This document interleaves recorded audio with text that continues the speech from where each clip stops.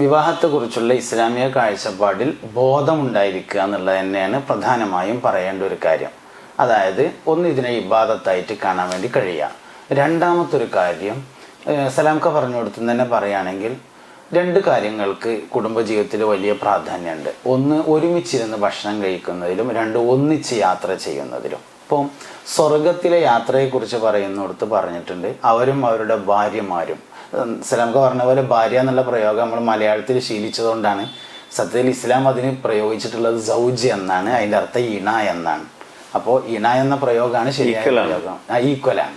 നമ്മളങ്ങനെ പറഞ്ഞ് ശീലിച്ചതുകൊണ്ട് അതറിയാതെ വന്നു പോകുന്ന, അല്ലെങ്കിൽ അറിഞ്ഞു വന്നു പോകുന്ന ഒരു പ്രയോഗം എന്ന് പറയാം. അപ്പോൾ അങ്ങനെ ഇണകൾ പരസ്പരം പിന്നെ രണ്ട് കാര്യങ്ങൾ ചെയ്യണം. ഒന്ന്, ഒരുമിച്ചിരുന്ന് ഭക്ഷണം കഴിക്കുക. അതിൽ അവിടെയുള്ള മക്കളൊക്കെ കൂട്ടിയിട്ട് ഒന്നിച്ചിരുന്ന്. രണ്ടാമത്, ഒന്നിച്ച് യാത്ര പോവുക. ഇത് രണ്ടും സ്നേഹബന്ധത്തെ ഊട്ടിയുറപ്പിക്കുന്ന പ്രധാനപ്പെട്ട ഘടകങ്ങളാണ്. പിന്നെ മറ്റൊരു കാര്യമുള്ളത്, ഇണകൾ പരസ്പരം സൗഹൃദത്തിലും സന്തോഷത്തിലുമാണ് എന്ന് മക്കളെ അറിയിക്കേണ്ടതുണ്ട്. ഈ രണ്ട് കാര്യങ്ങൾ അറിയിച്ചാൽ മാത്രമേ ഗുണം ഉണ്ടാവുള്ളൂ എന്നാണ്. ഒന്ന് സ്നേഹവും മറ്റൊന്ന് നന്ദിയുമാണ്. അപ്പോൾ എനിക്കൊരാളുടെ നന്ദി ഉണ്ടെങ്കിൽ അറിയിക്കാതിരുന്നാലൊരു ഗുണം കിട്ടൂല. രണ്ടാമത് സ്നേഹം അറിയിക്കാതിരുന്നാലൊരു ഗുണം കിട്ടൂല. സ്നേഹം അറിയുന്നത് ചില പ്രത്യേകമായ വാക്കുകളെ കൊണ്ടും പ്രവർത്തനങ്ങളെ കൊണ്ടുമാണ്. അല്ലാതെ അത് കടലാസിൽ എഴുതി കൊടുക്കലല്ല. അത് ചില വാക്കുകളിലൂടെ മനസ്സിലാവും സ്നേഹത്തോടു കൂടെയാണെന്ന്, ചില പ്രവർത്തനങ്ങളിലൂടെയും മനസ്സിലാവും.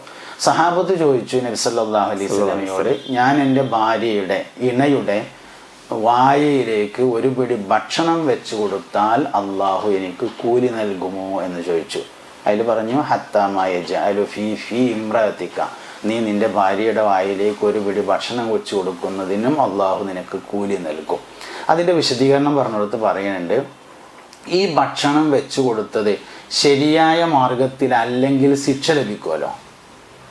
അപ്പോൾ ശരിയായ മാർഗത്തിലാണെങ്കിൽ അതിനെന്തായാലും കൂലി നൽകിയിരിക്കണം എന്നതാണ് അതിൻ്റെ ഹിക്മത്ത്, തത്വം എന്ന് പറയുന്നുണ്ട്.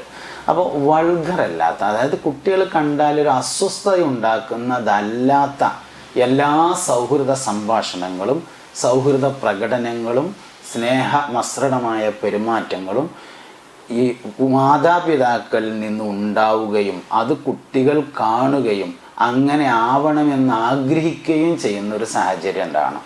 ലോകത്തെ നമ്മൾ പരിശോധിച്ചാൽ 98% കുടുംബവും സന്തോഷകരമായാണ് കഴിയുന്നത്.